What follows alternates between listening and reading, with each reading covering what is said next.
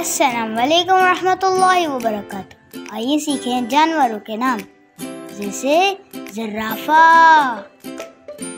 अलिफ से ऊंट, शीन से शेर, जैसे ज़ेब्रा,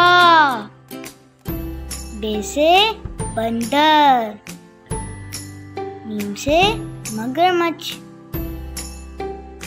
काफ से कैंगरू, लाम से लोमड़ी, मीम से मछली, जैसे चीता, काफ से गेंडा, हे से हाथी।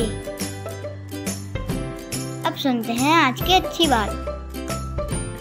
जानवरों का ख्याल रखें, उनको तकलीफ ना दे, उनको वक्त पे दाना पानी डालें। वीडियो शेयर और लाइक करें, हमारे चैनल सब्सक्राइब करें और बेल आइकन जरूर क्लिक करें।